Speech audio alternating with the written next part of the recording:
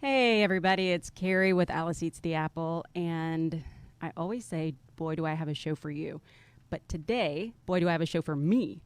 So I have been, it's funny how things work, and I just want to kind of tell you how my guest came into my life.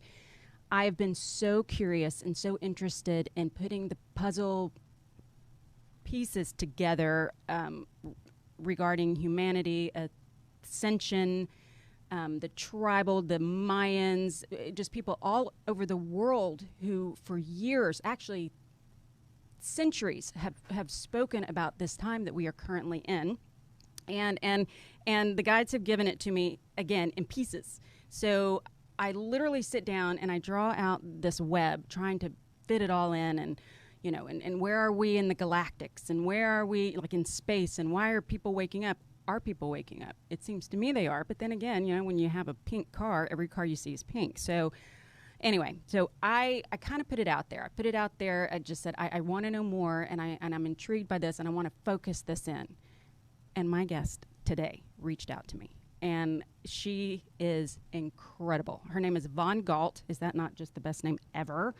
And well, let's go and bring her in, because you, Von, there are so many things that you do, and so much in that head and that soul of yours that, I don't know that I can do it justice. So you tell us a little bit about you and how you got to where you are, this incredible person that knows all about this stuff.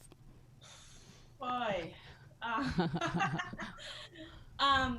Hi everyone, and thank you, Kerry, for bringing me on your show. Thank you, thank you. Thank you for This coming. information definitely needs to come out, and it's time. So, my name is Von Galt, and a little bit about myself.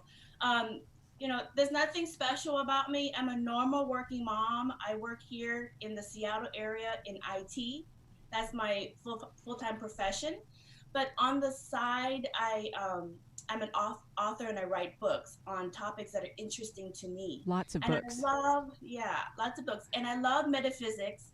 And how I kind of got into following the ascension of Earth and its people kind of goes through 40 years of following the ascension of Earth. So I grew up in the Laotian family, and Buddhism, Mahayana Tibetan Buddhism, is a very integral part of my upbringing and background.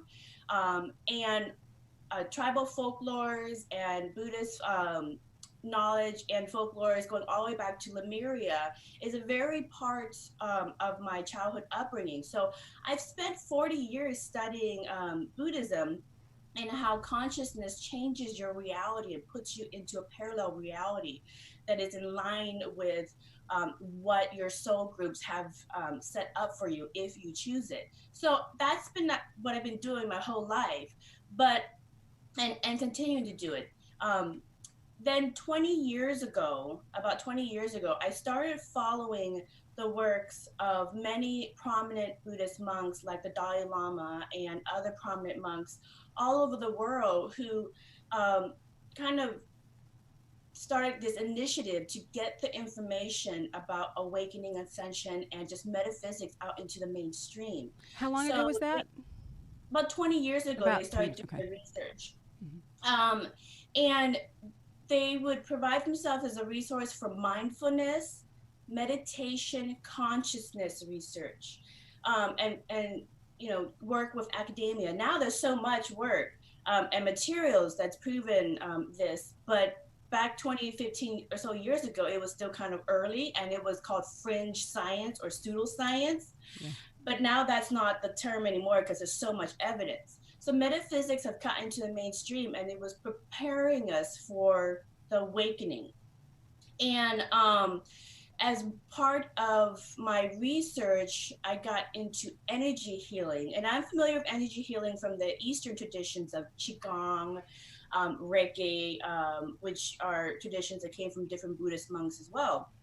But I got into research into Western doctors that were tapping into energy healing. And I ended up choosing QHHT, which is quantum healing hypnosis technique from the hypnotherapist Dolores. And the reason why I chose that modality is, of all the energy healing modalities that I've studied through this lifetime of work, it was the one that gave me the opportunity to talk directly to the universal one mind and ask questions. And one of the reasons why I reached out to you, Kerry, and others is because in my QHHT sessions, which further substantiate the Ascension and Awakening information that I've studied for the last 40 years, I'm getting archangels coming in through my sessions saying, it's time for you to revisit this work and, get it out there.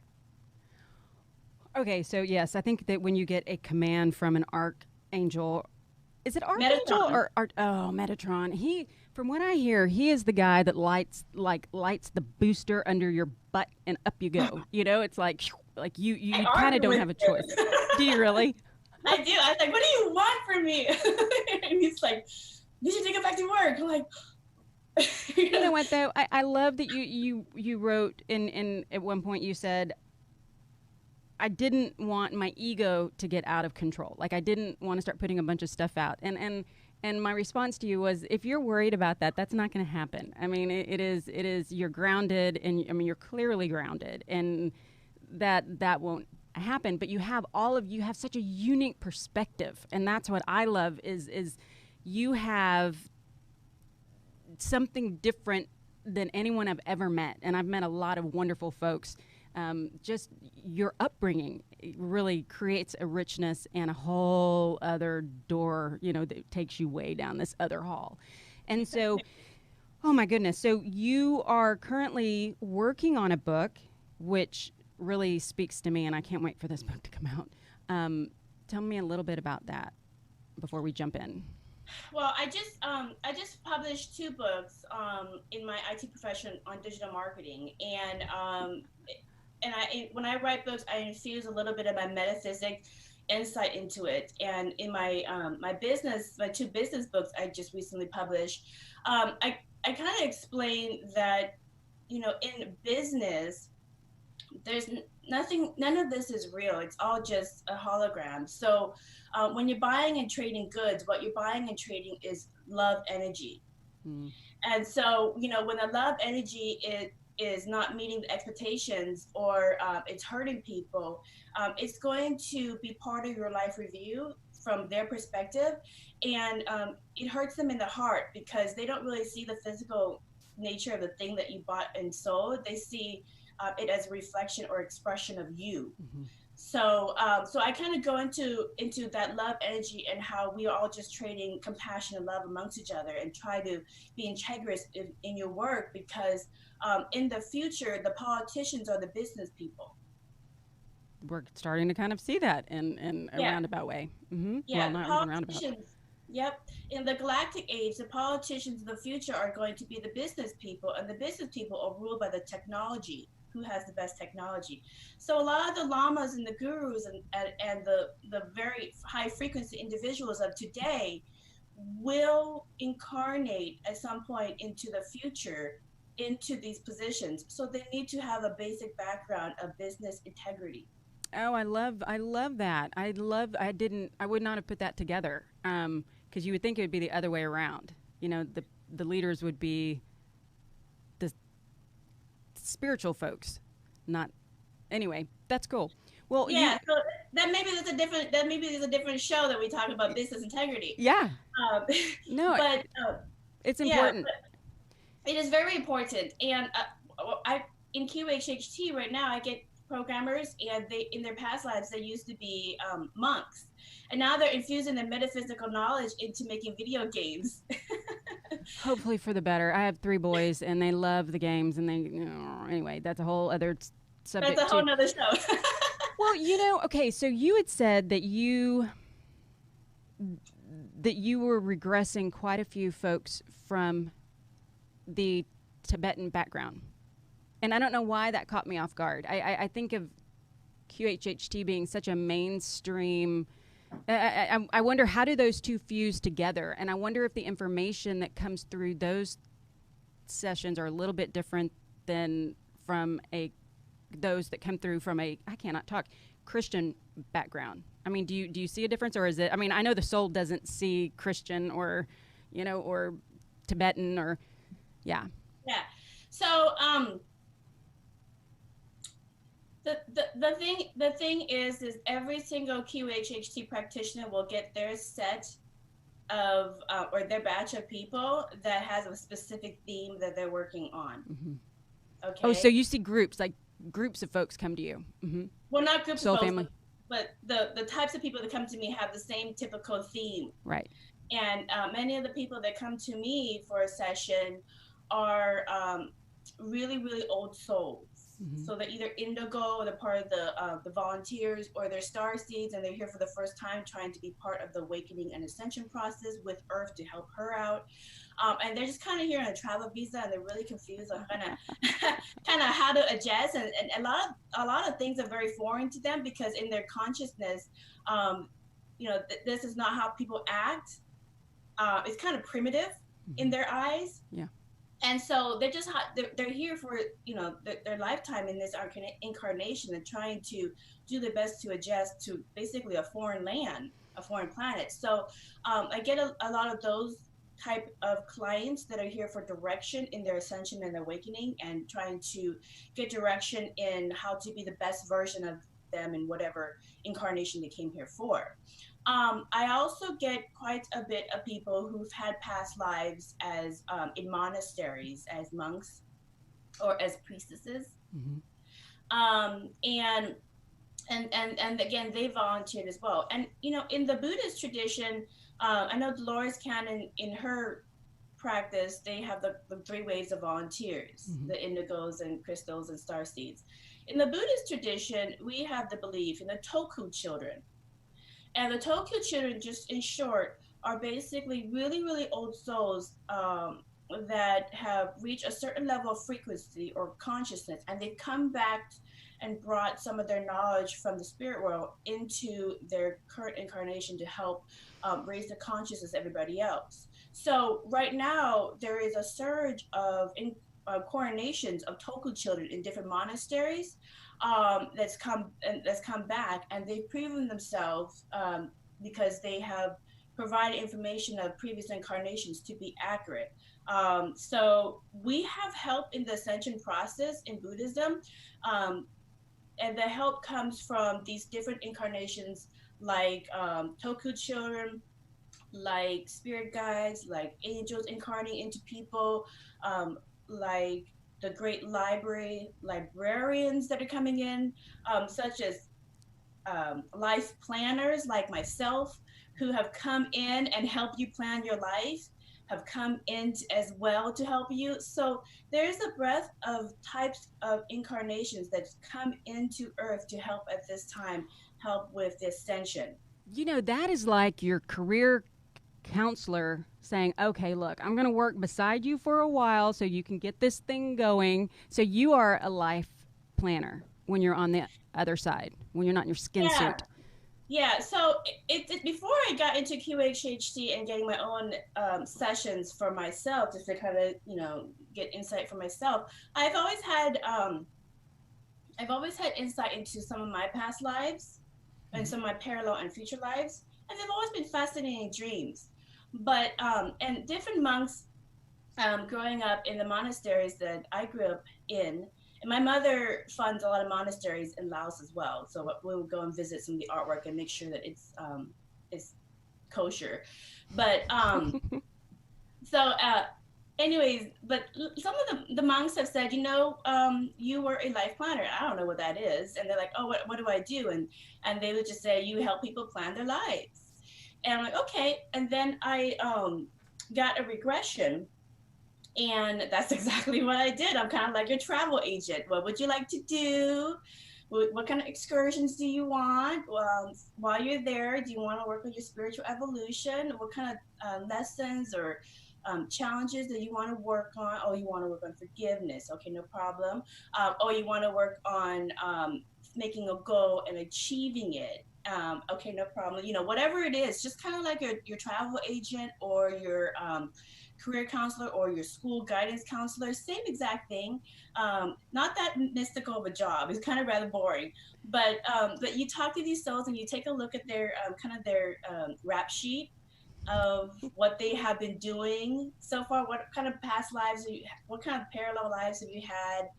Where have you last stepped off of in terms of your consciousness level to reaching Buddhahood? And okay, based on this, these are the options that you have. So let's go and start developing your life plan for this incarnation. And you know, there's obviously some suggested recommendations, but some people, you know, don't listen to their career counselor or their life planner. So Free will. That's fine as well. But many of them go to the great library for information on in the Akashic records of different lives in all of the creation to kind of get some framework or some reference points for ideas of how they want to plan their lives. So how they can set up these different opportunities that will instigate or begin a process. Right. And you know, everybody knows this. They've had this in their current life. You know that some things, whether you run to it or you drag your leg, some things are supposed to happen in your life. They call them kind of synchronistic events. Like certain people you are going to meet, certain jobs you are going to have. Those deja vu moments are your insights that some of this was something that you planned to do. So even if you're supposed to have that car accident to meet that person or whatever the situation is, even if you don't leave work, it's going to happen somehow. Either way. It's going to pull you out, and then you're going to be like, or you don't want to go that road, but so you go another road, it still happens. Well, I call those signposts. It is, you have these signposts, and you may take the long way around, or you might go directly to it. And there are these key factors. I wonder how many we have of those. I wonder if there's a set number. And I mean, anyway, I don't want to get too off track on that because I have a lot of questions about that. But yeah, maybe that's another show about the spirit world. Show number 3. Well, okay, so getting back to Ascension. So when you and I first spoke, it was funny, and I have to tell this, and I'm not sure that I conveyed this to you.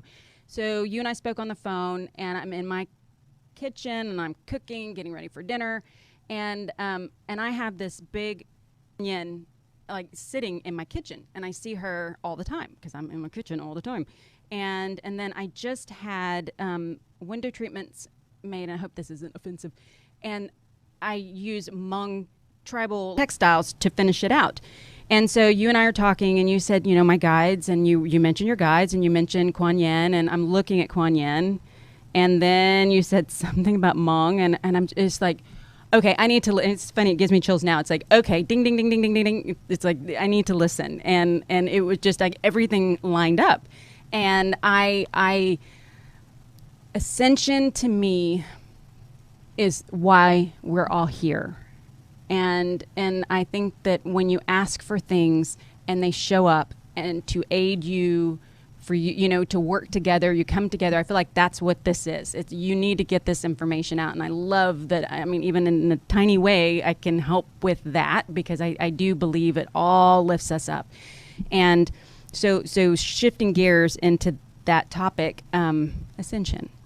Okay, so you know, everybody's feeling the Schumann resonance right now, and the energy vibration is going up, and you know, everybody is kind of feeling different symptoms because Earth is raising her frequency. And if you follow the Global Consciousness Project that is run by HeartMath Institute and funded also by Dr. Edgar Mitchell, which was the Apollo 14 astronaut. He started the Institute of Noetic Sciences. Yep. So those organizations funded and started the Global Consciousness Project. And what they did was they wanted to investigate oneness. They wanted to investigate how the heartbeats, which is 5,000 times stronger than your brain energy or any energy your heart is. So they found that in the Heart Math Institute, but they wanted to understand how we are connected to Earth. And so there's like 70 points all around the Earth, and I think there's more now when they started this, and nothing would happen for a very long time. For probably millions of years, the Earth's heartbeat or heart song was 7.83 hertz. Okay, and that's the normal heartbeat of the Earth, and so everybody's fine. And then all of a sudden they started getting data and things started changing, and she went up to, I think in during 9/11 she had a spike, and all of a sudden something happened. Something happened in 2014, 2017, and more recently. So every time she makes these jumps, what happens is she is making leaps forward into the fifth dimension. She's making leaps forward into another parallel reality. So if you want to go with her, you have to also raise your level of consciousness to a certain frequency to match her vibration. Okay, and there is parallel versions of everyone and parallel versions of reality. And so let me quickly give a basic background of how you understand the Schumann resonance. For some people, this is new. So a regular OTV is maybe 24 hertz. Okay, so 24 frames per second. So it's kind of slow. You can kind of follow along. So if you're a low frequency and you start seeing Mandela effects or changes in your reality, you can kind of follow along and see it happening in real time. You can see the colors change, the logos change, you know, things that's happening. And then when Earth changes her frequency and she goes up even more hertz, she goes up to 15 or 30, or more recently, I think the last time I checked it was 50 hertz. What's happening is now she is changing the frames per second. She's increasing her speed. So it will be just like if you got a brand new TV that has a higher resolution that now maybe has 60 hertz to 120 hertz. Now the picture quality is nicer and the frames are going much faster. So you can't follow the Mandela effects as quickly as you want to, as you did before, because now the picture is changing so quickly. And so what people are starting to see is they're starting to see, did that happen? Oh, I think I just saw that. Oh, wait a minute. Did you see, you know, they're having those kind of like those twilight moments because the picture quality is changing so fast. The energy is changing so fast. And so the only way that you would know that you had a Mandela or you shifted a parallel reality from frame to frame is if all of a sudden like a new tree shows up, or somebody that you know maybe had an accident on a different leg or a different arm, you know, where something is different from what you had personally experienced before or remembered. So that's kind of how you know now, because the more she shifts her frequency up and starts taking more and more leaps towards the fifth dimension, towards another parallel higher frequency reality, the more people who are working on their awakening, which is the definition of awakening is just know that you are in a holographic reality that is responding to the commands of its user. It's you. Okay. And then if you want to raise your frequency and ascend up the different levels to catch up with Earth so that you go along with her in her new experience, then what you need to do is you need to work on the abundance blocks that are lowering your frequency and holding you down. So those dark night of the souls, those childhood traumas, those issues that you've been holding on from lifetime after lifetime, or in this lifetime, those are the things that are holding down your frequency. And when you work on those abundance blocks and you kind of clear them all out one at a time and resolve them, what you become is you become your own natural radiating high frequency self that you came in here as. Right. So everybody came in here as a certain frequency, and based on the experiences and conditioning that has been put on them, it slowly started lowering down their frequency. So if you want to catch up to the shift that Earth is making into a higher frequency, that's all you need to do is work on your abundance blocks and raising your level of consciousness and ascending up the different levels. So do you mind if I stop right there? You and I we are speaking the same language, sister. That is, so I was working with a person once, and we were working like, and she said, "Oh, we have to do one at a time." And I heard Eric. I don't know if you know Eric met he's in spirit and he works with a bunch of folks, and he's like, if she wants to, she can also wrap them all up and throw them, she can do it all at once. She's like, because the universe, if you say, I have issues, they'll give you issues, and I have all the stuff I need to work on. Okay, fine. We'll keep doing it. And I think that, anyway, what I'm saying is that I think that it is almost a switch that you can just flip and say, okay, I'm done. Take the mask off. It's time. Yep. You could do it. I mean, because we're all holistic. There's only one person here, or you could do it in compartmentals. For some people, they need to look at one abundance block at a time to understand it. And when they look and they see it and they understand it, then they have clarity. Right. And then it releases that energy. For others, they just go, let's just do it all one thing. And that's fine. So everybody's a little bit different. For some people, they need to, address it one at a time and kind of like slowly forgive one thing at a time. I was that way. I mean, it was a I need to understand, and the whys and the hows and then they would just transmute. But it was, and you, and I sent you this, that's what my guides had said. That's why I was so reluctant.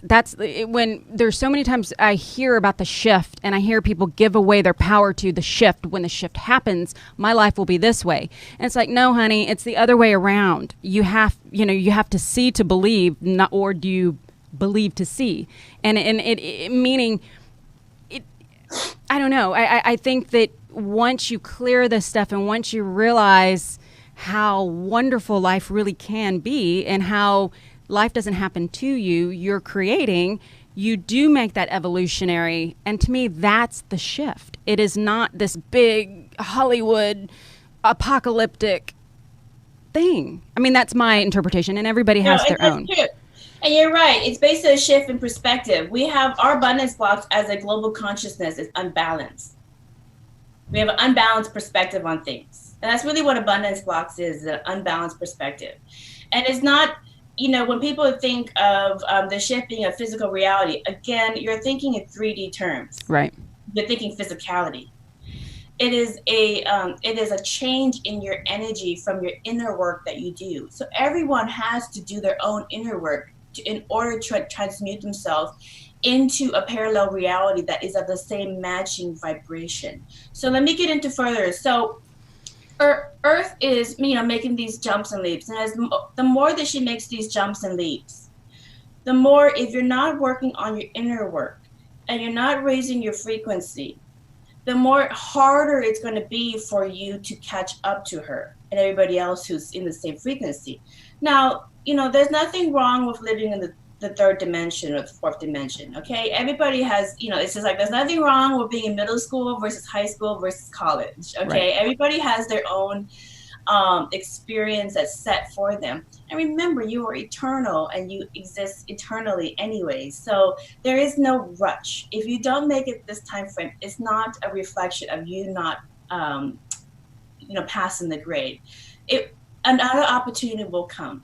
But in the meantime, try not to create a negative karma for you to work on in the next lifetime. No, that's true. But anyways, so when Earth makes these jumps, which has already been scientifically proven, she's making these jumps, the frequency is raising, you can see it from space.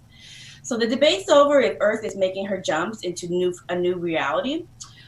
What happens is the energy of the Earth, because it's raising, it will wake more people up.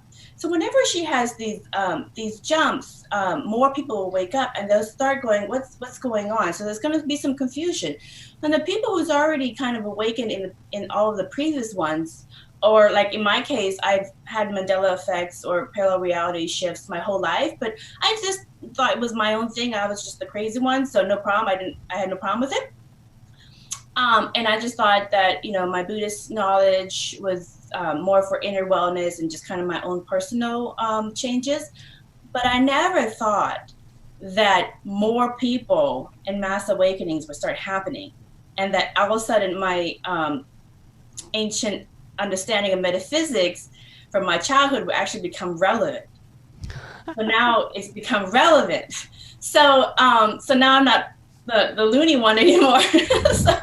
But anyways, that's besides the point. So more mass awakenings will start happening, and more people are going to start wondering, you know, how do we shift parallel realities? How what would we experience if we went into a 5D reality versus staying in a 3 or 4D reality? What is life going to be like? What do we have to do if we want to ascend as well? So there's all these questions that people have once they start waking up. The fun stuff is obviously comparing Mandela effects. That's always the fun stuff. But more mass awakenings will start happening, and they will continue to happen as she shifts into higher and higher frequencies. So remember, recently, when she started, for a very long time, she was at 7.8 hertz.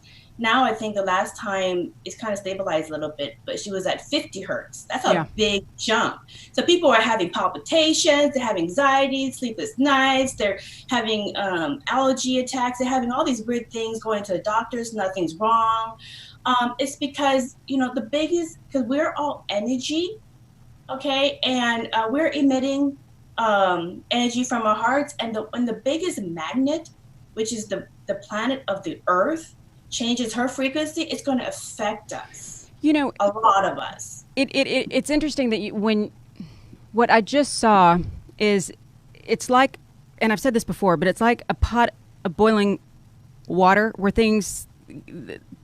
the molecules start going faster and faster, and it's almost as if there's a little bit more space between the molecules, so you can see through them. And I think that access to the higher dimensions, I think more of us are becoming multi-dimensional, and we know it, where we may have before, but we didn't know it.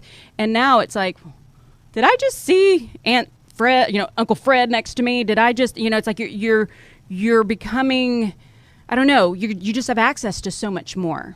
But so we're becoming, what's changing is whenever she shifts to a higher frequency, the state of our brain typically for a long time was in beta. In computers and IT, beta is basically the test. We're testing. We're in test mode. We're in test mode still. But as she changes her frequency, it changes our energy structure, and the brain waves of people who are awakened and working on the ascension are working in gamma. Okay? And when you're in hypnosis, when you get to the part where you're doing energy healing, and they've proven this in science and studying energy healing, I've done a lot of research in different modalities of energy healing, and a lot of consciousness research in Buddha's brain. But when you get to the part where you're like in meditation, you're having insights from the spirit world, you're talking to the oversoul through QHHT, you change your brain waves to gamma. And gamma waves is the frequency that touches into the spirit world, and that's where you can get some of your energy healing, and you can get some of the information from the spirit world because you're touching into another dimension. And when Earth changes her frequency, these 1% of society worldwide, they're functioning in a gamma wave. And that's why when they when they walk around, they affect the energy of their environment and the people around them, and oftentimes they will be around highly influential people, or they just can't help it. They'll be in places where things are supposed to happen. And I never ever try to go to protests or anything like that, but somehow I'm right there in the middle of it. In the middle of it, and I'm like, I don't know what's going on. Why is everybody? Why's everybody upset? Well, so okay, I used to follow David Wilcock, and I just don't anymore. I mean, it was, again, it felt a lot of fear based, and I don't know if he does now still. I mean, but the information he had was phenomenal. I mean, it was really rich, and there was a lot of really good stuff there. But and that's where I was introduced. I've always been drawn to the Mayan culture, the different indigenous tribes. To me, they're just our place holders. I mean, they're just beautiful and so full of just, as what we would say mainstream would be, just crazy stuff. But then when you look deeper and deeper, it's not so crazy. There's a lot of good stuff there. So how do you think that factors into the ascension process? And you're Hmong. I mean, you're part of the Hmong. You have Hmong tribe, which I didn't know there were blonde Hmong. I can't say it, Hmongs. Yeah, that goes into another book that I'm actually working on, which is Pyramids, Megaliths, and Tribal Folklores. So I have a couple of different projects, but basically, my background is, I'm Laotian. I was raised here in Seattle, Washington, under political asylum because my family participated in helping the U.S. with the CIA's secret war there. And basically, I'm from the tribe called the Hmong, which is in northern Laos. And the Hmong tribe, their lineage, they don't really know how far back it goes, but it goes back pretty far. And there's a lot of folklore that gets wrapped into the Buddhist artwork in the monasteries in that area. They go all the way back to Lemuria is the folklore.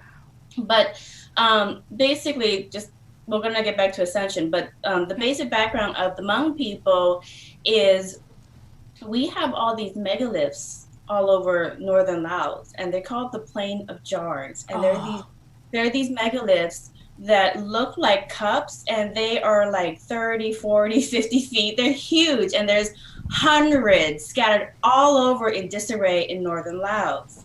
The folklore is that at one point we used to exist with giants, and that was the remnant of a massive party of giants that was just drinking and celebrating a war that they just won.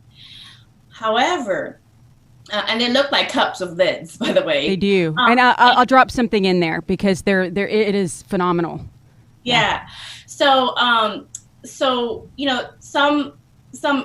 amateur archaeologists have said, because they found a couple of bones in there, that they were funerary, but they're not funerary. There's hundreds, and maybe one or two had funerary bones in there, but that's the folklore.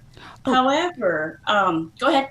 I was going to ask you too, from what I understand, even deeper than that, they split off, and the women were harder working, the giants, that they went either south or north, and the men were the ones that were kind of drinking and partying, and they went to a different spot, the opposite or whatever. I think the women went south and the men went north, and that's why the lands are flatter, and where the men were, it's more rugged and mountainous because they didn't want to pack down and prepare the earth. Do you know? Did you? Yeah, I've heard of those folklores as well. But so I'm doing the research in different folklores all over the world from different tribals. So talking to different elders of different tribes, and just kind of writing down their tribal folklores, like the Hmong tribe. But basically, the Hmong, long time ago, there used to be blonde Asians with blue eyes. And during tribal times, the folklore goes is that they lost a war with China, one of the dynasties in China, and they got exterminated. The Chinese that dynasty came down and found every single blonde Hmong there was, even the babies, and killed them all because they didn't want them to reproduce. So the only Hmong that survived are the ones whose hair did not turn blonde permanently, or they kind of slowly change and their eye color changed because it wasn't dominant. Those were the only ones that survived. And so every couple generations in a Hmong family, you'll have a blonde or a see, I just saw orb come right through you, come like this. Really? In front of you. That's a nice dust particle. Exactly. Dust particle. Anyways, so talk about distractions. I know. It's talk about thinner dimensions. Anyways, so just to finish off the story, so every couple of generations, a blonde or blue-eyed Hmong or combination will show up, and my cousin was one of them. My mom was one of them, but it didn't survive. So how I found out about this is that I did a DNA ancestry test, and it came back that I thought that I was maybe partial Caucasian, maybe some Russian up there, Mongolian, whatever. And it came back that I was 14% Polynesian, and the rest of it was basically Laos or Southeast Asia. And I argued so much with the scientists, and And they said, we're 99% correct in our findings. We know our word.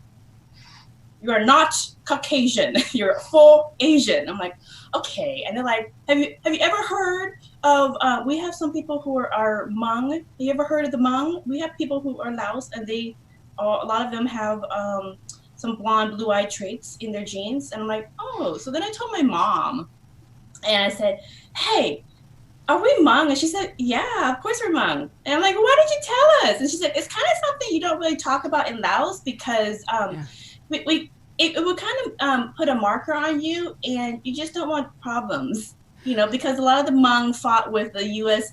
and the CIA secret wars. So they just don't want problems, so they don't talk about it. Oh, and they also, so many of them, I think they said something, 2/3 died because of that. I mean, we lost a lot of Hmong, and that they...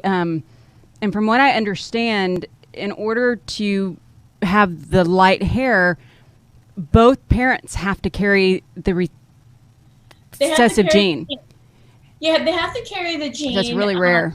Yeah, and the blonde, blue-eyed, or mostly blonde gene in the Hmong DNA is in a different protein marker than blonde Caucasians. So that's in a different protein marker as well.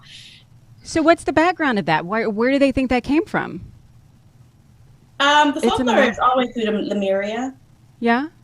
The folklore is Lemuria. Now, see, my family has no recollection of being anywhere besides Laos, but I'm 14% Polynesian. Which takes us to Easter Island. All the way down to Polynesian Islands, where Lemuria would be.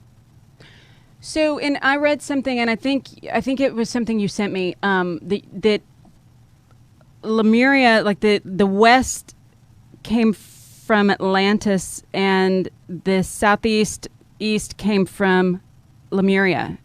Did that, you said that? That's how the folklore goes. And the folklore goes is a lot of the megaliths technology was from the two massive ancient civilizations. Now, most of how the folklore goes, and this is what I'm doing research in because I'm finding this a lot in my research with talking to different tribal leaders and elders around the world with their megaliths, is that they don't really have recollection of, most of them say that it's not them that did it, but it was maybe they were descendants of the ancient people who created it. And a lot of levitation technology, laser technology, metaphysic type of technology was used to create those according to the legends and the folklores. And a lot of that information also is documented in Buddhist literature. Wow. Because according to the folklore, especially when it comes to Lemuria, according to the folklore, about maybe like 13 or so thousand years ago, after the major flood, which is documented all over different monasteries in Laos and Thailand and in different places of the area, and these are completely separate from the Western world because of the mountains. They documented the flood that came through and wiped out most of the people in areas. And the people that survived were the ones that went up to the mountaintops, like Tibet. They went up to northern China. They went up to the mountaintops, at the top of Hawaii, the top of the Polynesian Islands. Those are the people who survived. And so there's remnants of these people, and then they basically tried to recreate their culture from what they had and know. But a lot of the information, again, is documented about metaphysics, is documented in Buddhist literature, because that's where the free universities are. My father actually got a free education, and that's where he learned to write and read English. Was from the Buddhist monasteries that are free in Laos. So the tradition has been like that for a very long time, and it still is like that as well. And we've had a lot of different types of people and monks of raised to a high frequency from the Buddhist tradition, like Bodhidharma, Huangpo, Yeshua, Kuan Yin. A lot of different master teachers come from our universities in these Buddhist monasteries. But anyways, that's a different topic. But basically, a lot of this stuff, again, is just folklore that goes all back to Lemuria. And if we don't know a lot about the pyramids of China, but they found some evidence of blonde, blue-eyed Asians in the pyramids of China. So how does that how does that tie in? Because I know it does. How does that tie in with Ascension? Okay, so let's revisit Ascension, because again, everybody's going to start having mass awakenings. And as Earth raises the frequency even more mass awakening. So if you find somebody who's just kind of awakened and they're kind of confused, help them out. Help them get transition, because they're going to be like a lot of things that they know they're going to have to unlearn, and they're going to have to relearn and change be more open-minded. And the thing is that how did we get here? So let's revisit 2012. Okay, infamous. The number in Buddhism 2012, because we count the calendar from when Buddha had his enlightenment. So it comes out as 555, which is kind of like a ha ha ha number, like jokes on you. Oh, that's funny. Cosmic so jokes. We were laughing at 2012 at everybody else, but because they were all like, oh my god. Oh, yeah. But anyways, aside from the cosmic joke on 2012, but basically up until 2012, a lot of Buddhist monks were, again, like I said earlier, were volunteering to provide this information to kind of bring that fringe science into the fold and make it more mainstream, almost kind of like choke you with information about metaphysics and that this is some real stuff. This is not woo-woo, fringe science, pseudoscience. Not like here. Yeah. So go ahead. Oh, okay. So anyways, from 2000 up until 2012, there was worldwide awakening ceremonies being done by different tribal leaders around the world, because they all knew about the end of this cycle. And so you had worldwide awakening ceremonies. I think I sent you a picture of one. You did. Yeah. Was that real? That is real. Oh my gosh, I thought that was, it looked like something out of Star Wars. I mean, maybe I need to look a little closer. So the picture I sent you is basically these monks hovered around this bell that is, I don't know, like 4 or 5 times bigger than they are. And it's the biggest tuning fork. Remember, harmonics. Frequency. Yeah. Frequency. Harmonics is a big part of metaphysics, that has been kept in the Buddhist tradition through literature. But it's the biggest tuning fork. Is these huge bells, and it sends out a certain frequency. But anyways, before I get to that, so up until 2012, you had global awakening ceremonies from different tribals all around the world that still kept their information as much as they can. They haven't fully been colonized, and the information hasn't been wiped off. So you had Native American Council elders, you had the Aboriginals of Australia, you have the chiefs of Easter Island and the chiefs of the Polynesian Islands. And of course, the most famous one, you had the Mayan Council of elders. They did their own awakening ceremonies up until then. And then the very last one at 2011, you had like the 14th Dalai Lama and many of the Buddhist monasteries all around the world rang their bell, all of their huge tuning equipment, and they completed their awakening ceremonies. And what the awakening ceremonies that they have been waiting a long time to do was to close out the end of polarity consciousness. That whole duality. And a polarity consciousness, and welcome in a smooth transition into unity consciousness. In Buddhism, they were welcoming the return of the Maitreya Buddhahood, which what you know is oneness, unity consciousness, Christ consciousness. It is the energy and the consciousness of knowing that everyone in reality is connected to one another. So all of that metaphysical research that all the Buddhist monks were going into academia, helping, going, how can I be of service? How you want to study my brain? What do you need? What do you need? All these things just to bring consciousness, mindfulness, and meditation awareness that, we are all connected. And when we hurt, somebody else hurts. When we all as a species feel anxiety, it is the sign that something's going to happen in our area.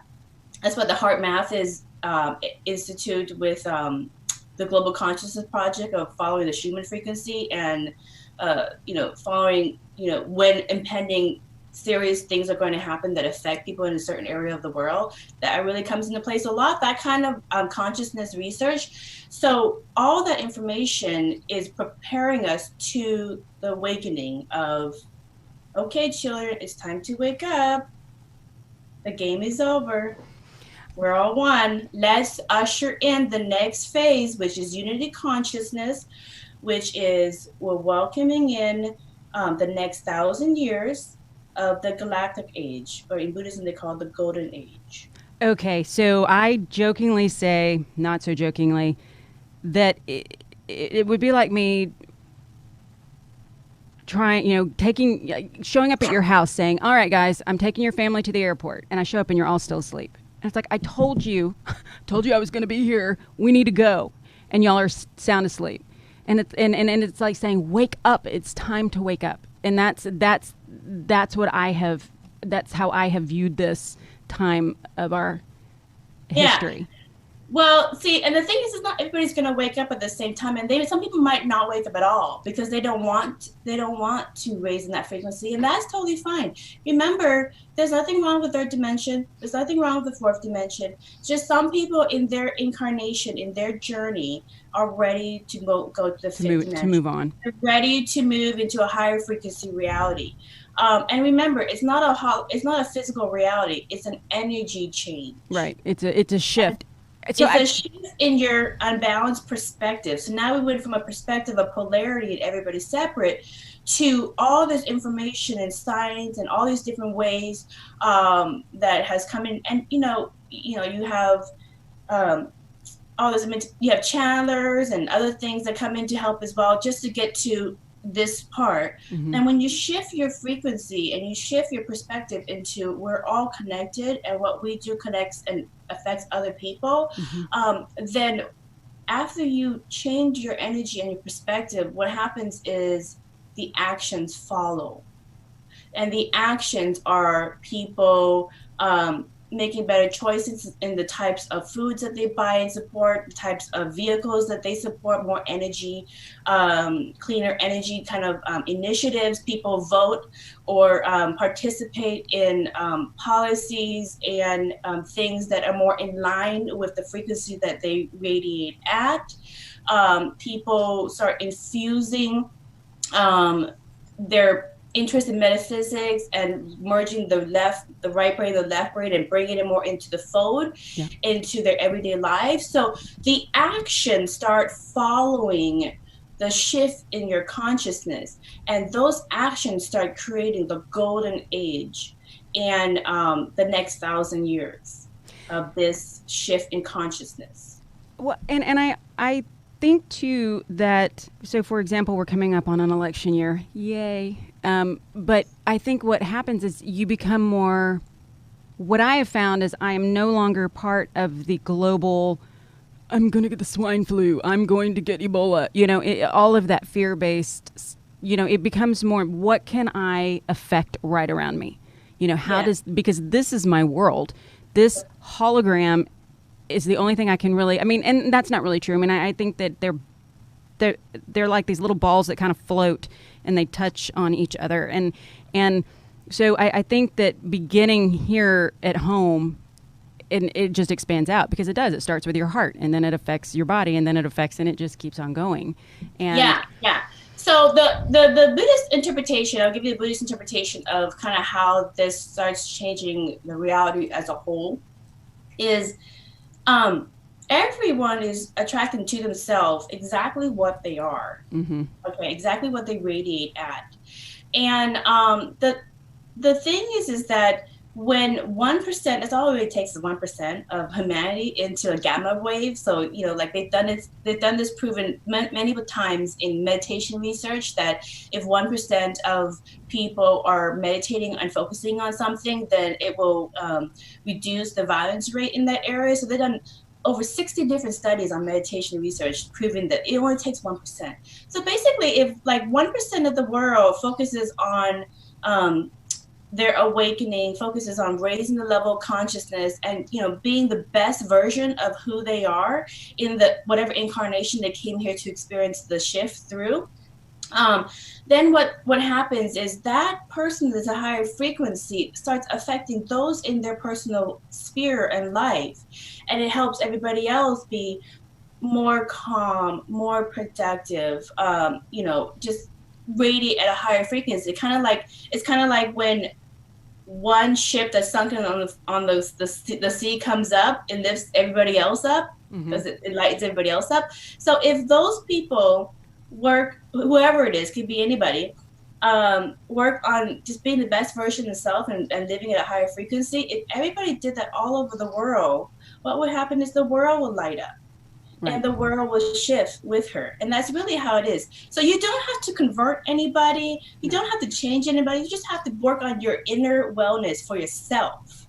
And you will go and attract a reality that matches you. And I just had a conversation with my sister. I said, how's the shift doing? She's like, I hate it. I really hate it. And I'm like, well, you're just going to attract what you are. And she's like, ugh. She's like, here's what's happening. Whenever the human frequency changes and does a spike, and they've done this with studies by looking at whenever Earth does a spike in her frequency throughout history, two things start happening. It becomes an amplifier. So if you're really positive and you're working on your awakening and ascending up your levels of consciousness, you're going to attract more of that positive thing that's going to happen. So in history, what they found is like we've had a renaissance whenever those spikes happen. People are more creative, they're more productive, synchronicity happens more in their life. You know, they're going to have an easy time with the shift. On the same time, people who are of lower frequency are going to attract to them more of what they are as well. So they're going to attract more negativity, more sickness, more things just not roadblocks, things not working out. And in history, when they looked at history, they saw that there was some of the major wars happened during these spikes.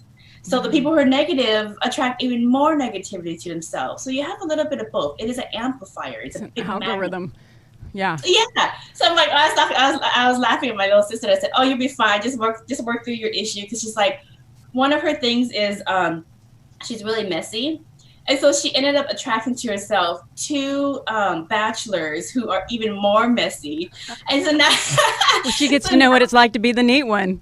Yeah. So she's attracting herself more of what she is, which is even more messy people, more amplification. It got so messy. It turned her clean. There you go. She saw exactly what she was, did not like it, and decided, no more. Now her space is pristine. Same thing goes with her finances. For a very long time, she was not a very good budgeter, and then she attracted to herself roommates that were even worse in budgeting, and so now their financial discord worries her every single time she goes to pay her part of the bills, because she's wondering, are they going to be, come through or not?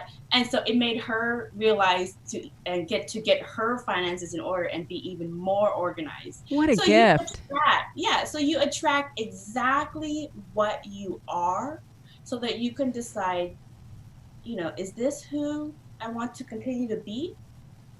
Right. So everything is very polarizing right now to kind of force people to decide, is this who you want to be? Is this the character you want to be at? Is this the kind of policies, the kind of people that you want to support? Because what you choose to put into your experience, who you align with, the things that you align with in your life, you are choosing to match that frequency. Right. Right. And by matching that frequency, that will put you into the experiences that are going to be attracted to you. So I'm not a very political person, but when they were doing studying the different spikes, they had a spike during the Obama inauguration. Earth had a huge spike during that, and how they measured is if it hits the blue line, she's happy. If it doesn't hit the blue bell line, she's not happy. Obama administration, the Women's March, she was spiked and really happy. And then she didn't even she didn't even hit the blue mark during the Trump inauguration. She didn't even get out of bed. Well, she didn't even get out of bed. And then she's been spiking this month. And what's going in this Western area? What's going on this month in the Western world? Oh, I don't know. January? The impeachment process. Well, and I don't want to get off on all that. Because, yeah. but I feel like it is, I think part of Ascension and part of what's happening is that we're seeing systems, we're seeing corruption, we're seeing the underbelly, we're seeing, because in order, and I'm very vocal about this, in order to, if you have a big sore, you don't just keep putting a Band-Aid on top of it. You have to clean it, and that's not a very fun process. And so, I feel like the trafficking is coming up. I feel like all the way around. I mean, I think politicians pretty much are coming up for us. Well, yeah, and I feel like politicians on a whole, I don't care. I mean, as James Gilliland says, it's Democrat, Republican, it's two wings to the same bird. So there are a lot of things happening right now that I think. By you. Oh, I love that. I probably because I'm going, but it is. But another thing that I see this year, like just in the last 2 months, I see people close to me that their life has worked. And because when you're in the flow, when you're doing exactly what you're supposed to be doing, meaning what you signed up to do. Because life, I mean, like doors just open and people are handing you money and people are, you're healthy. And I mean, everything just lines up, right?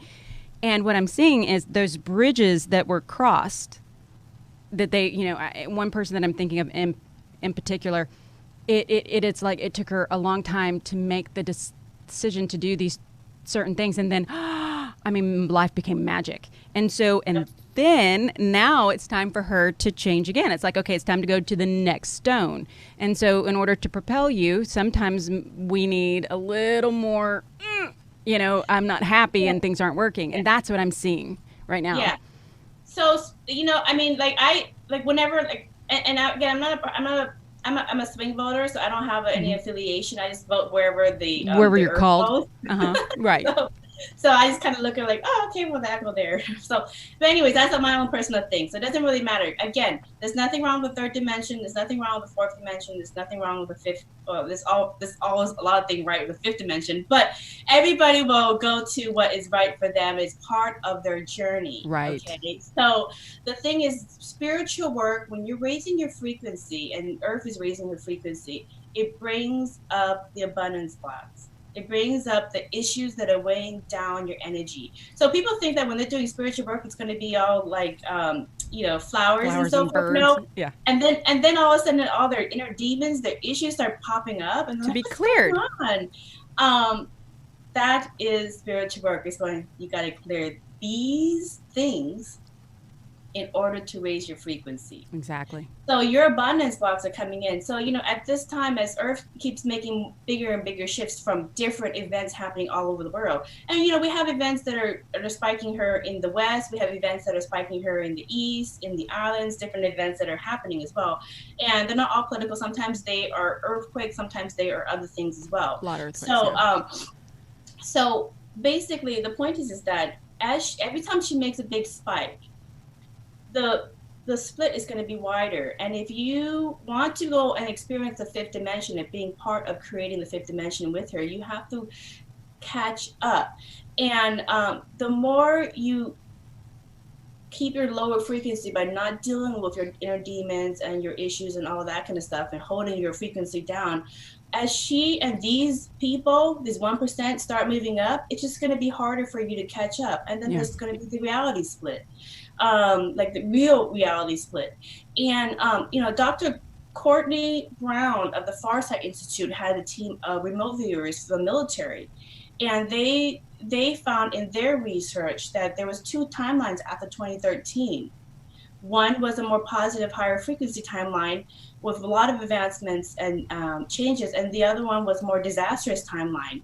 And so that was very interesting as well. But so even in science, in all these different research that I've done, it just continues to further and further put more evidence that we are having a shift.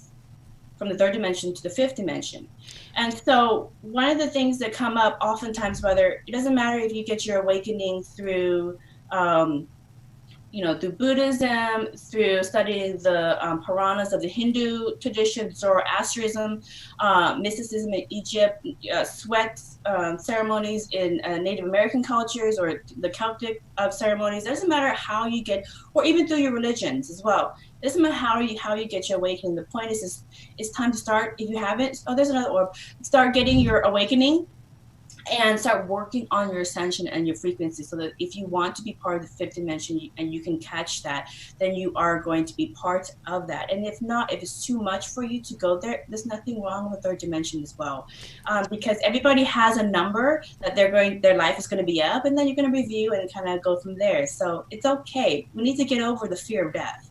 Well, yeah, absolutely, and yeah, we do. And my question to you is, what do you think? I've been to the fifth dimension. I mean, I was telling you about that. I've been there. I've seen it. I've talked to them. I've asked questions, and I can say I don't know that I've necessarily really fully experienced it, that I'm conscious to, but my question is, so when things start to peel off and things really, as you're saying, that chasm gets larger and larger, what do you think the third dimension is like? Is it just more of the same, the war, the famine, more of that? It's more of the low frequency stuff. Okay, that makes sense. Fear-based. I mean, I think fear is about one of the lowest things we have. Yeah. And, the work by Dr. David R. Hawkins, the very top mental health doctor who spent his life studying the map of consciousness and kinesiology tests, is to try to find truth versus falsehood in people. And he found that 22% of society is actually integrous. The other 78% are still working on trying to be integrous and live with integrity and being courageous. And so those people may not have the insight to feel higher energy people around them. But that's part of their journey as well. And go ahead. I've always felt that. I mean, even way before, I've always known there was more, but before I really truly embraced where I am now and the path that has led me here, I always felt like humanity is in, you're one of five, and no one is stagnant. I mean, no one is, I'm a 1 or I'm a 5, Jesus, well, he may be the exception. Buddha, I mean, that consciousness would be a 5. But most of us go between a couple of them. Like Dr. King, I'm sure he was a 4, sometimes a 2, sometimes a 5. It's like we go back and forth. But they say, and I don't know who they is. Dr. King's mentor during his peace rally was the Buddhist monk from Plum Village, Thich Nhat Hanh, when he was younger. Wait, say the beginning of that? Dr. King's, during his peace movement, his mentor was the Buddhist monk Thich Nhat Hanh. Really? I didn't know that. Of course. But that if you're let's say if you're a 3, you're not going to see a 1. They vibrate so out of your realm, and you won't see a 5. And yeah, it's happened to me. I'm not sure if it's happened to you. Yeah. I will walk up to a friend on the streets and I would be waving, going, hey, and I would walk up and I would have to touch them because they're and they would freak out where did you come from? Which I didn't see you. I'm like, I've been waving at you and walking straight towards you this whole time. And they just didn't see you. I get that too. And you're right.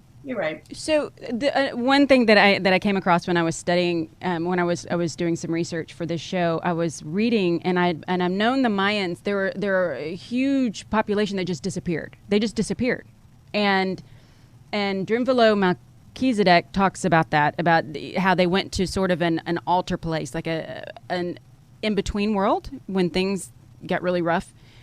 I don't know much about that, but they were saying that Tikal, Guatemala, is a place that, and in its heyday, that was the Mayan place. I mean, it was huge, and there were millions of people, not necessarily just right there, but there and surrounding. And that they said they were just gone. Most of them were just gone, and they didn't have evidence of war. They didn't have, I mean, because you would see that. You would see the remains. You would, archaeologists can affirm that. I don't know why I'm stuttering. Anyway, so the main pyramids are in the shape of the Pleiades, the star cluster, and they think that that's because they said no, they just went home. They just went home. It's like their tour was up and they just went home. So have you come across that? I've come across some of that as well. When last time I went down to Laos to visit, a somewhat similar story, to visit the different Buddhist monasteries that were just finished with the recent artwork. I went and visited this old temple in northern Laos. I can't quite remember what it is. I put it on my Facebook. But anyways, it was an old temple of this nobleman who had built this temple in honor of his wife, the reincarnation version of his wife. But how the story and mythology goes is that he had left to do a pilgrimage to go to the mountains, kind of like Mount Kailash.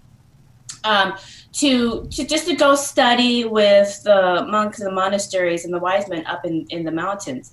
And he was only gone for a couple months. And when he came back, she died. She had lived her whole lifetime waiting for him to come back. And so he was so brokenhearted that, eventually he met this young woman who he really felt was a reincarnation of his wife. And of course they got married, fell in love. And he built this small temple in northern Laos in honor of her, and they lived there and then they passed on. But how that goes is how he would be gone for only a couple months, and then when he came down, he was gone a whole lifetime, is that he went to a place that was high frequency, that it basically had a shorter time frame. So he went to Shambhala. Oh, that's cool. What a great story. Yeah. So you have some of these interesting stories from these tribal folklores as well. Yeah, and don't you wonder? I mean, some of it broke my heart when I read about Easter Island and the history and how, once again, it's like, okay, we're just going to put all of these people behind the stones and you're not allowed to come out. And they enslaved them. I mean, it just seems to be Yeah. Colonization has done some interesting things with the world, but we're fortunate enough that there is still a lot of tribal information still here that we can use. And, the Buddhist monasteries have been really fortunate in that they were basically separated from the Western world because of, the mountains. Mm-hmm. It's so hard to get through. But anyways, with the ascension of Earth, if you work on your abundance blocks, okay, whether you get a QHHT session, you get it through your different traditions, doesn't matter, and you work on your abundance blocks, you raise your frequency, what starts happening is synchronicity starts happening in your life, okay? And this is where it's really fun to start living in. Some people really want to check out. They're like, I want to go into the fifth dimension, I want to go with Earth, and now I'm done living. But that's not how it is. You're going to live as long as your number is there. So whether you live... Make the most of it. You can make the most of it. Whether you live 80 years or 100 years or whatever your number is, you can live peacefully and make the most of it, or you can live miserably and just basically, not work on your own personal wellness and work on living the best version that you can with the resources that you have. So it's completely up to you how you want to live in your body. Right. For the time frame that you hear. So it's not like Hollywood likes to dramatize things where all of a sudden you can just check out. Okay, you incarnated for a reason. If you just wanted to check out, don't incarnate in the first place. Right. So, which there are many spirits that don't. They just don't want to. They're not ready for the physical experience, and that's fine too. But anyways, when you start awakening and start doing your ascension work and raising your frequency, your soul groups, and according to Buddhism, the concept of synchronicity, so your soul groups are working together to make connections for you. Mm-hmm. So these seemingly unrelated events that seem to have a direct connection, but there's not one. It's your soul groups making connections for you. So somebody right over here may have an issue that somebody over here can solve, and then you guys can solve each other's issues. And so they see the higher version and they see where everybody is, and so they'll kind of start networking on your behalf. But it's up to you to discern if you want to take on that sign or not. So if you start living at a higher frequency, things in your life will start kind of falling into play. Like you'll think about something, and then all of a sudden somebody will put on Facebook that, hey, I have tickets free this day to a game. And you're like, that happens to be the day that I have taken off of work. So now I'm going to go and spend my day at a football game, a Seahawks game in that case. That was $200 tickets I just got for free because nobody's able to take up that ticket, but that happens to be available for me. So those kind of weird little things happen all the time for people who are raising frequency. They'll start getting communication from the angels and from the soul groups through repeat angel numbers. So maybe they'll get a lot of receipts that have repeat numbers. And I like to do that. I have a stack of receipts that I keep whenever I see the angel numbers, so 555, 1111, 222, 333, doesn't matter. I would get that receipt and I would sign it with like kind of like wishing on a shooting star. Oh, I love that. So, yeah, so those are kind of fun. So you'll get that as well. So there's a lot of different ways for your soul groups will start working for you. So if you're working on something, whether you're working on something in your personal life to manifest a greater relationship for yourself or a more happy career for yourself, and you're starting to work on the things that are kind of holding you back, your abundance box in those areas, your soul groups will start seeing that you're working on it and you're putting the effort, so they'll start aligning you with the next thing in that path. So maybe all of a sudden somebody will hit you up on LinkedIn with a perfect opportunity that you were already working on, and then you just continue to take baby steps up into that experience. So there's a lot of different examples of synchronicity that happen in people's lives, and the more that you raise your frequency, the more synchronicity happens, and the more that you start really communicating and playing with the energy of reality. And so when you understand that your inner wellness is what changes your frequency, and the more that you put out that higher frequency by being the version of you, the more your spirit guides and angels and your whole soul group will start working with you. And then you'll start seeing that reality is basically just a feedback loop, sending back to you more of what you are. Exactly. And of course, you're going to have some body symptoms where you'll see some flashes here and there. That's just part of your awakening symptoms. And the ringing. Everybody has a little bit different, but that's part of your awakening symptoms. But the more that you see these synchronicity things that are happening, which is fun, and that some people just love that, the more you realize that the awakening, the ascension, your master teachers, even at different modalities that you come across, such as QHHT, Reiki, channeling, all these different things, they're just further supporting you so that you know you are the creator of your own world, and you have the ability to create your own reality and life, just like the universal consciousness does. Everybody, I call it, but the Lord, the universal consciousness, gave humans the power to create its own reality. Well, exactly. Okay. And that's been one of the biggest things, I think, is getting yourself out of the victim mindset of, oh, this happened to me, or why did that guy, they're always so mean. It's like, you're attracting them. What are you doing? But it's hard to take ownership sometimes. And yeah. But that's, okay, so how do people reach you? So people can reach me. They can go to merkabachakras.com and they can read all of my old blogs. So remember, up until the awakening ceremonies of 2012, I had followed 20 years of metaphysical research that Buddhist monks were participating in. So I wrote a lot of blog articles, and I published it from 2011 to 2012 on my Facebook timeline, which if you cycle through that, you can still find many of that. It's like 2 years. I had 4 hours of sleep every single night. Wow. It's like, why don't bother me? But anyway, so I committed to that work. I did that. And so it's there, but I put the most shared popular ones on the blog page of that. And a lot of the links are really old for the early research. So a lot of the academic research have moved on to making their own foundations, to making their own channels, etc. So there's more material now, which is great. But I'm actually putting that information into a book that I'm looking to hopefully publish later this summer called Buddhist Mandalas, Awakening with Sacred Geometry. Oh, nice. That information is there for everybody else. And then if you want to, in the Seattle area and you want a QHHT session just to get your code, all the other modalities may not have worked for you, you can reach out to me. And if it's meant to be, then we will schedule that for you. You can also go to my Amazon author page, which is also in this description for the YouTube channel. And you can, if you want to learn how to awaken and ascend through using the Four Noble Truths, Eightfold Path in Buddhism as a modality to work on your abundance blocks as well.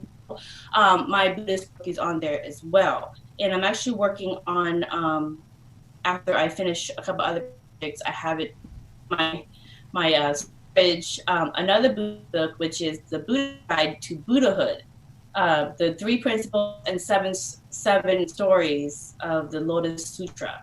And Buddhahood is meant for this only small number of people who watch this who's going to be ready for Buddhahood, because of what it means is it means ego death. It means letting go of the whole experience and surrendering it back to the Lord and re-immerse into the pure energy of the Lord. And not everybody's ready to let go of their addiction to creation. I'm okay with that. I came here to be separate. I decided it's like, I'm separate. I'm not one. Because I'm a human. I mean, that's why I came in human skin suit, So I know I'm not ready for that.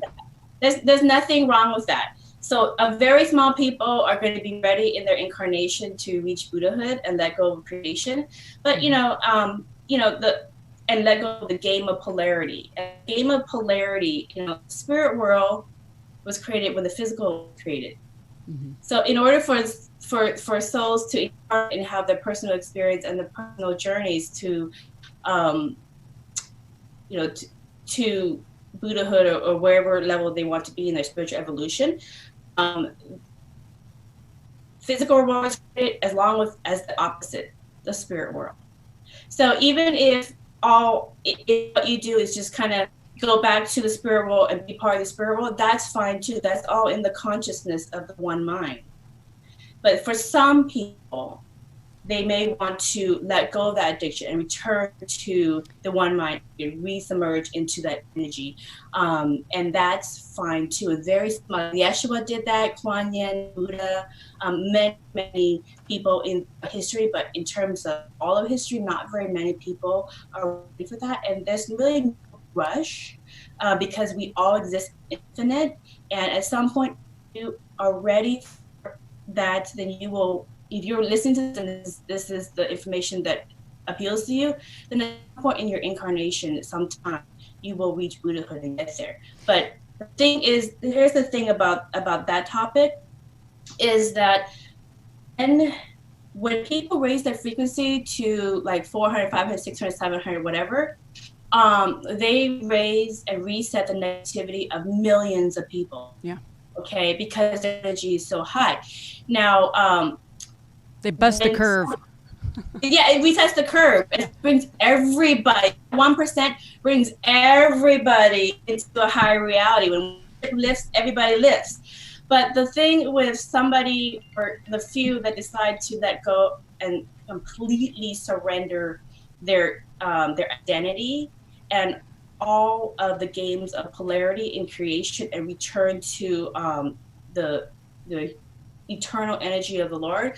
When somebody does that, what they do is they raise the consciousness of all of humanity.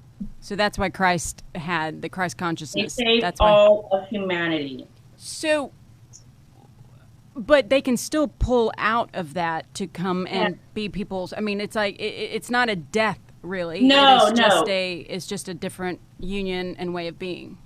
Yeah. So there's no, and people have to get over like this is better, that's better. There's no better. It's just different. Yeah. That's all. It's just different. Well, I mean, and I've been, to me, that it's just an access to a different type of consciousness. Probably so high that I can't even fathom. I mean, there are many things I can't even begin to wrap my brain around. But I think that that's part of what the shift is bringing us is access to a higher consciousness. I mean, access to something we didn't have before. And that's why we needed the gurus that's why we needed them, is because they had it. Right. But we don't. And that's why everybody who works on their abundance blocks, raises the consciousness, and beings more of who they are. So if they are the best scientist that they could be, or doctor, or cook, or anything, whatever their incarnation is, it really helps. Like if people, like in my research of 40 years and the last 20 years doing metaphysical research in academia, all those people were more of who they were, even if there was no payout.